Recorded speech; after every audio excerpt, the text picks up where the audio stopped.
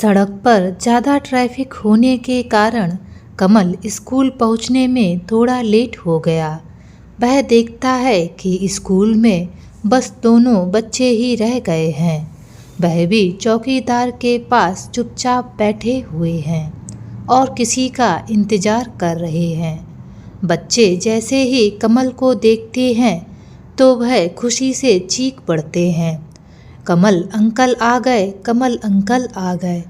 कमल जल्दी से बच्चों को ऑटो में बैठाता है और उनको अपने घर की ओर ले जाने लगता है। लेकिन ट्रैफिक ज़्यादा होने के कारण उसे लौटते टाइम भी थोड़ा सा टाइम लग जाता है। बच्चे भी थोड़ा सा परेशान हो जाते हैं और वह कमल अंकल को बोलते हैं, अंकल जल्दी चलो ना, हमें जल्दी से दादी माँ के पास पहुँचना है। इधर सुलेखा जी भी बेचैन मन से इधर उधर टहल रही थीं। चिंता के कारण उनका सर फटा जा रहा था। कभी घर के बाहर देख रही थीं तो कभी बेचैन मन से कुर्सी पर बैठ जाती हैं। लगभग 1 घंटा हो गया था। वह इसी तरीके से इधर उधर घूम रही थीं। अपने छोटे से घर के लकड़ी के गेट के सहारे सट कर खड़ी 65 वर्षीय सुलेखा जी की आंखें लगातार सड़क की ओर निहार रही थीं। आंखों में बेबसी और हाथों में 2 चॉकलेट लिए वह बेसब्री से बच्चों का इंतजार कर रही थीं। इतने में एक ऑटो रिक्शा पास से गुजर रहा था। सुलेखा जी उत्साह से गेट का सहारा छोड़कर जैसे ही आगे बढ़ने लगीं तो ऑटो रिक्शा तेजी से आगे निकल गया। वह बेचारी मन मसोच कर वापस गेट के सहारे खड़ी हो गईं। इतने में एक दूसरा ऑटो रिक्शा सामने आकर रुक गया। सुलेखा जी के चेहरे पर एक मुस्कान दौड़ आई और तुरंत अपने घुटनों के दर्द को भूलकर तेजी से उस ऑटो रिक्शा की तरफ बढ़ी। दादी माँ, दादी माँ। ऑटो रिक्शा में बैठे बच्चों ने खुशी से चिल्लाना शुरू कर दिया। अरे मेरे प्यारे बच्चों, आती हूँ आती हूँ। उत्साह से भरी सुलेखा जी बोलने लगीं और ऑटो रिक्शा में बैठे दोनों बच्चों से लिपट गईं। वे दोनों बच्चे उनके पोता पोती हैं। यही समय होता है जब उनकी दादी माँ उनसे मिलती हैं। दादी माँ ने बारी बारी से दोनों बच्चों का माथा चूमा और उन बच्चों के सिर पर प्यार से हाथ फेरा और फिर से उन्हें अपने सीने से लगा लिया। जब तक ऐसा 4-5 बार ना कर लेती उनके हृदय को संतुष्टि ही नहीं मिलती थी। ऑटो ड्राइवर जो हमेशा इस अनोखे मिलन का साक्षी हुआ करता था, दादी माँ की ममता और बच्चों का अपने दादी के लिए प्यार देखकर जैसे संपूर्ण सुख को प्राप्त कर लेता था। अक्सर यह दृश्य देखकर उसकी आंखें छलक पड़ती थीं। जब भी बच्चों की स्कूल से छुट्टी होती थी तो वह ऑटो रिक्शा लेकर इसी रास्ते से निकलता था और दादी माँ कभी यह अनमोल पल खोना नहीं चाहती थीं। एक दिन बच्चों को प्यार से खिलाते हुए दादी माँ पूछ बैठी, अरे ड्राइवर, तुमने कभी अपना नाम ही नहीं बताया। मेरा नाम कमल है माता जी, ड्राइवर ने कहा। तो सुलेखा जी ने अचानक ड्राइवर की तरफ देखा।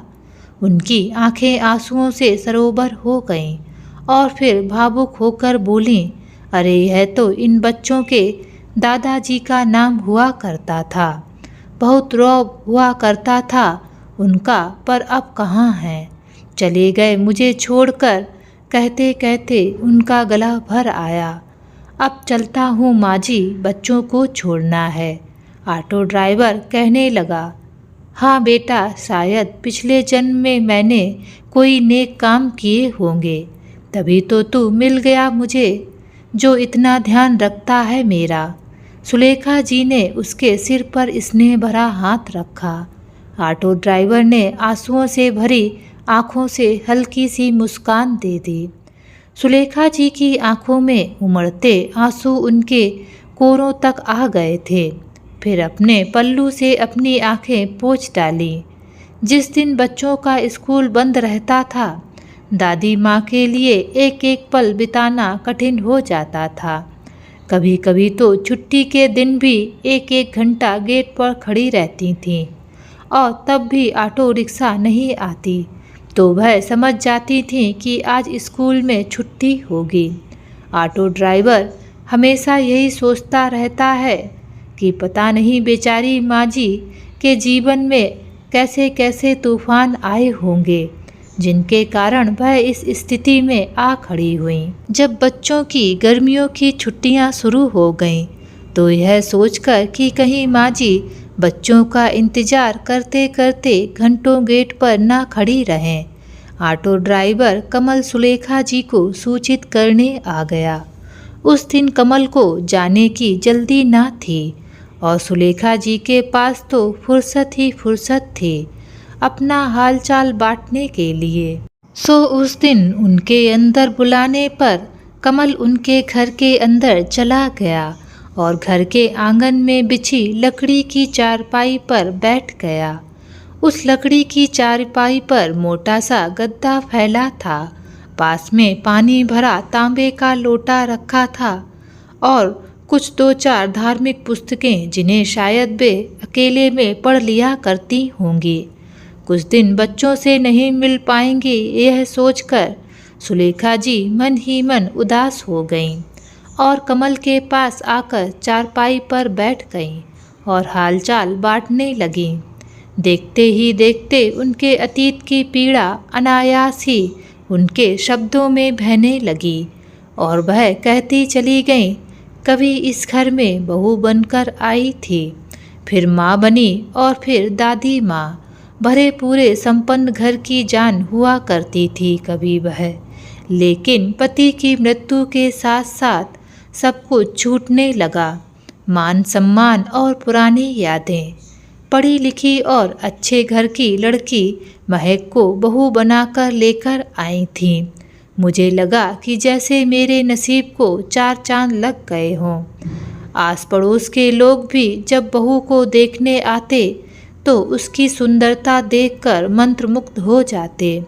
मैं गर्व से कहती थी, मेरी बहू तो खरा सोना है। इतनी सुंदर और पढ़ी लिखी बहू तो पूरे मोहल्ले में ना होगी। उसके बाद बेटे को भी नौकरी में तरक्की मिल गई, खूब तनख्वाह लेने लगा तो एक अच्छी कॉलोनी में बढ़िया सा फ्लैट खरीद लिया। मैं भी बड़े चाव से चल पड़ी बेटा बहू के साथ। फिर एकाएक पासा पलटने लगा। चांद जैसे मुखड़े वाली बहू कब ज्वालामुखी में बदल गई पता ही नहीं चला और बेटा भी एक छोटी छोटी सी बातों पर डांटने लगा। लेकिन मैं भी कहाँ गलत थी।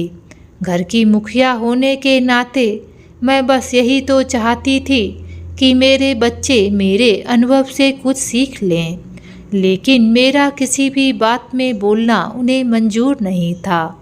वे केवल यही चाहते थे कि मैं चुप करके 2 रोटियां तोड़ूं, लेकिन किसी बात पर अपनी राय ना दूं।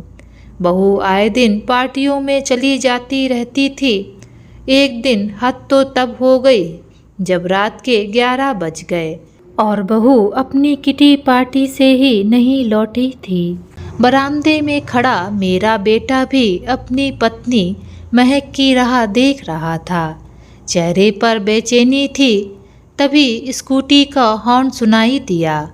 जब महक को घर के गेट के बाहर देखा तब जान में जान आई थी। हम माँ बेटे के। मुझसे रहा नहीं गया और मैंने बहू को टोक दिया कि इतनी रात तक बाहर रहना अच्छी बात नहीं है। अच्छे घर की बहू को यह शोभा नहीं देता। और फिर जमाने का हाल तो तुम जानती ही हो। इतना कहने की ही देर थी कि महक ने तूफान खड़ा कर दिया। जो जली कटी मुझे सुनाई मैं बयां ही नहीं कर सकती। बहू रूठकर अपने कमरे में चली गई और उसके बाद मेरा अपना बेटा अजय भी उसे समझाने की बजाय मुझ पर ही बरस पड़ता था। लेकिन मुझे समझ में नहीं आया कि मैं कहाँ गलत थी। बहू तो मेरे घर की इज्जत थी ना। उसे इस तरह सड़क पर नहीं आने देना चाहते थे। आखिर नारी को अपनी सुरक्षा के बारे में खुद ही सोचना पड़ता है। उस रात दोनों ने खाना नहीं खाया।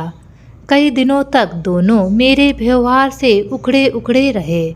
अजय तो हमेशा बहू का ही पक्ष लेता था, लेकिन यह कभी नहीं सोचता था कि क्या कोई माँ अपने बच्चों का बुरा चाहेगी।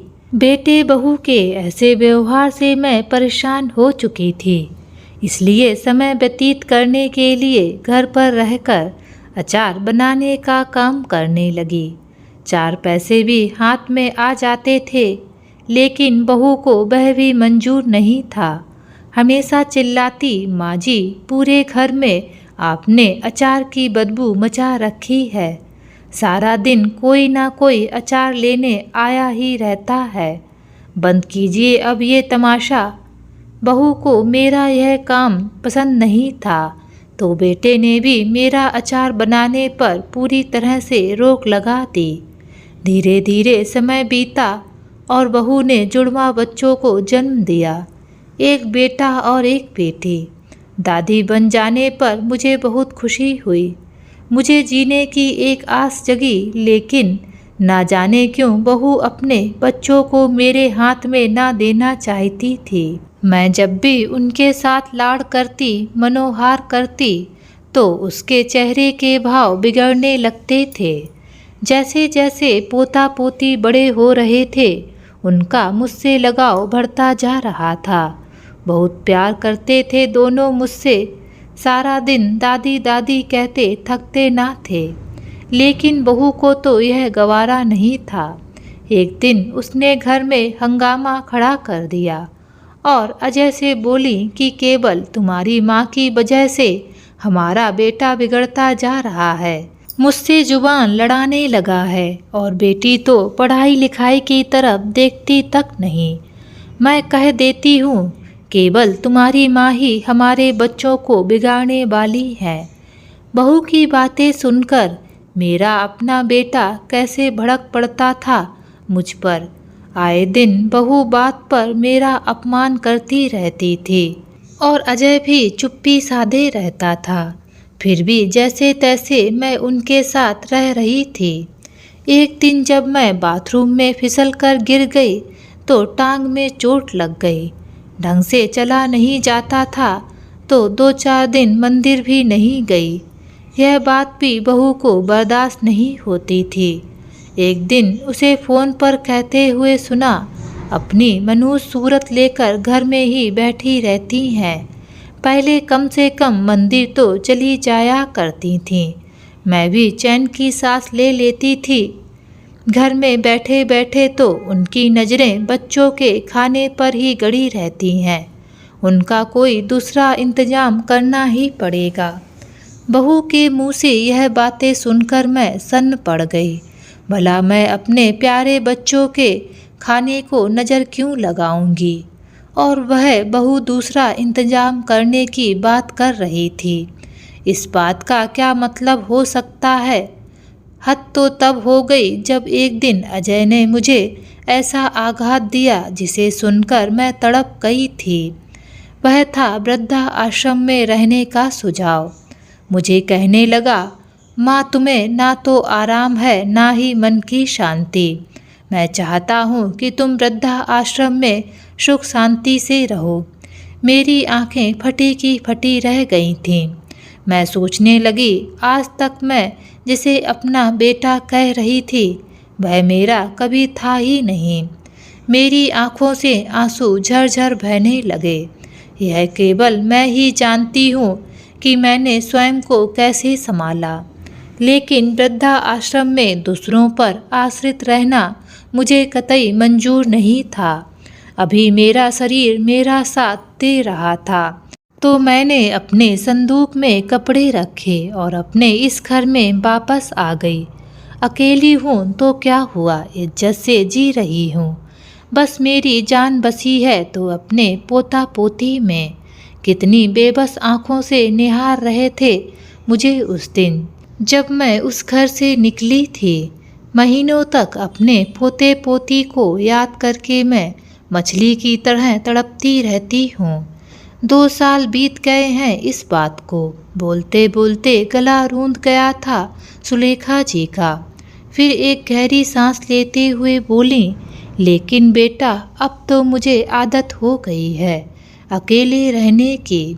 इस उम्र में बीमार पड़ गई तो मुझे कौन देखेगा, यह सोचकर रोज़ सुबह व्यायाम करती हूँ। दिन भर पड़ोस में कोई ना कोई महिला आ जाती है, मुझे समझाती भी है कि मोह का त्याग कर भक्ति का सहारा ले लो, यही भवसागर पार कराएगा। यह धार्मिक पुस्तकें देख रहे हो, वही लोग तो आकर दे जाती हैं मुझे। कुछ देर बैठकर उन्हें पढ़ लेती हूँ।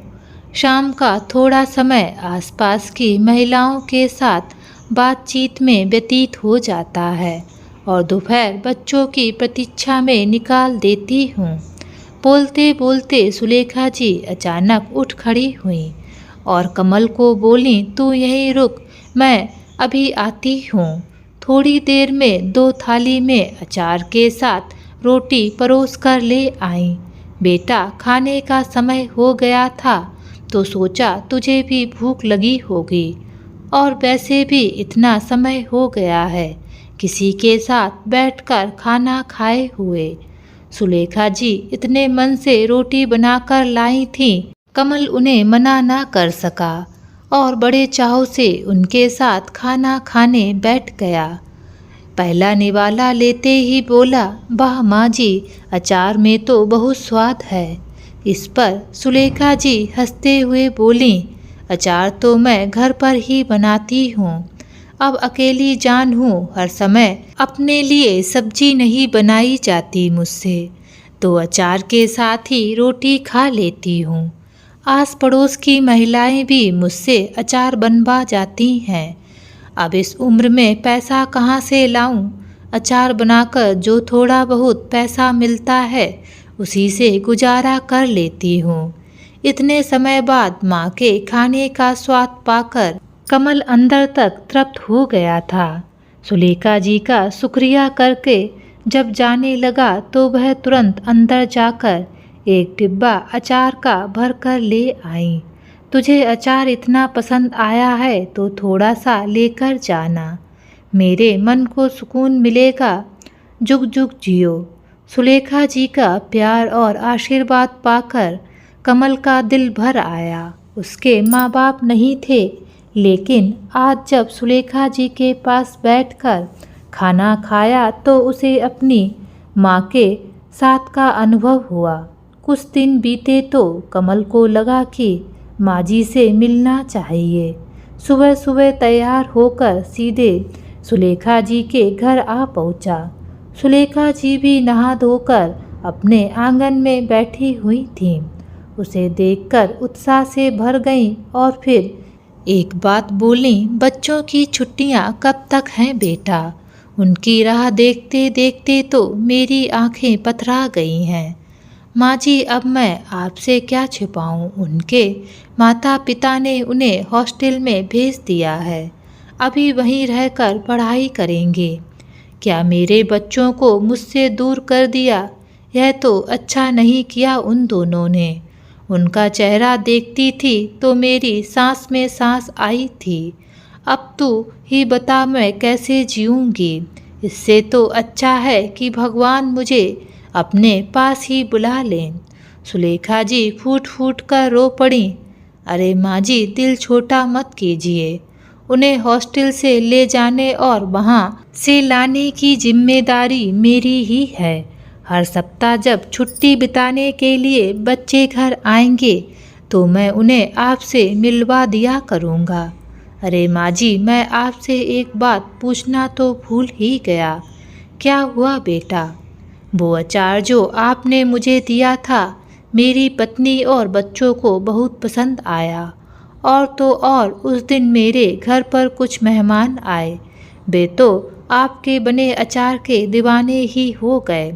उनकी बहुत बड़ी अचार की फैक्ट्री है। उन्होंने मुझसे स्पेशल रिक्वेस्ट की है कि मैं उन्हें एक बार आपसे मिलवा दूं। कमल के कहने पर सुलेखा जी ने उनसे मिलने के लिए हामी भर दी। शाम को एक बड़ी सी कार उनके घर के बाहर रुकी। सुलेखा जी कुर्सी बिछाकर गेट के पास ही बैठी हुई थीं। गाड़ी में से कमल अचार फैक्ट्री के मालिक रमेश के साथ बाहर निकला। वह एक युवा कारोबारी था।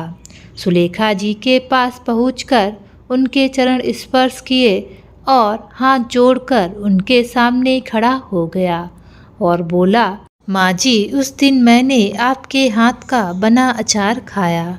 सच बताऊं तो मैंने बहुत तरह के अचार का स्वाद लिया, लेकिन ऐसा स्वाद कहीं नहीं मिला। माँ जी, आपसे विनती है कि आप हमारी अचार की फैक्ट्री में प्रोडक्शन इंचार्ज का कार्यभार संभालें और अपना अनुभव और सहयोग दें। उनकी बात सुनकर सुलेखा जी बोली, बेटा, इस उम्र में तो बाहर निकलकर काम करना मेरे लिए संभव नहीं होगा। अब तो घुटने भी जवाब देने लगे हैं। सुलेखा जी की बात सुनकर वह युवा कारोबारी उनके चरणों में बैठ गया और बोला, माँ जी, मैं वादा करता हूँ कि आपको कोई तकलीफ नहीं होगी। आपको लेने के लिए हर रोज़ ड्राइवर आएगा और आपको गाड़ी में बिठाकर लेकर जाएगा। आपको केवल अपने अनुभव के आधार पर अचार बनाने वाली टीम को निर्देश देने का काम करना है। उनकी बातें सुनकर सुलेखा जी सोच में पड़ गईं और सोचने लगीं कि घर बैठे बैठे भी क्या कर रही हूँ। सारा दिन अकेले बैठे बैठे भी समय काटना मुश्किल हो जाता है। अभी यह सब बातें सोच ही रही थी कि इतने में कमलेश बोला, माँ जी, आपको कोई परेशानी नहीं होगी, आप निश्चिंत रहिए। कमल की बात सुनकर सुलेखा जी ने एक प्यारी सी मुस्कान के साथ तुरंत हामी भर दी और अगले दिन ड्राइवर उन्हें लेने आ गया और उन्होंने अपना काम संभाल लिया। फैक्ट्री में मालिक ने सुलेखा जी के अचार को एक स्पेशल ब्रांड बनाया, जिसका नाम रखा गया ममता भरा अचार। अचार के डिब्बे पर सुलेखा जी की फ़ोटो भी लगवाई। सुलेखा जी के जाने के कुछ दिन के भीतर ही उनकी फैक्ट्री की बिक्री दोगुनी हो गई। शहर में जगह जगह पर सुलेखा जी के अचार के विज्ञापन के बैनर लगा दिए गए। एक बैनर कमल ने अपने ऑटो रिक्शा के पीछे भी लगवाया। सुलेखा जी के अनुभव और लगन से उनका अचार का बिजनेस दिन दूनी रात चौगुनी तरक्की करने लगा और सुलेखा जी को ढेर सारा सम्मान और सुविधाओं के साथ साथ अच्छी तनख्वाह भी मिल रही थी। आत्मनिर्भर बनने के साथ अब सुलेखा जी पहले से अधिक दुरुस्त रहने लगी थीं। उनके चेहरे पर अब विश्वास भरी चमक आने लगी थी। वहीं दूसरी ओर फैक्ट्री के वर्कर्स के साथ हंसते हंसाते पूरा दिन कब निकल जाता था उन्हें पता ही नहीं चलता था। एक दिन जब कमल बच्चों को छोड़ने के लिए उनके घर गया तो महक ने उसके ऑटो के पीछे वह बैनर लगा हुआ देखा, जिस पर उनकी सासू माँ की फ़ोटो भी लगी थी। यह देखकर वह चौंक गई और तुरंत कमल से इसके बारे में पूछने लगी। फिर कमल ने उन्हें सुलेखा जी की सफलता की कहानी बताई। यह सब बातें सुनकर महक की हैरानी का ठिकाना ना रहा।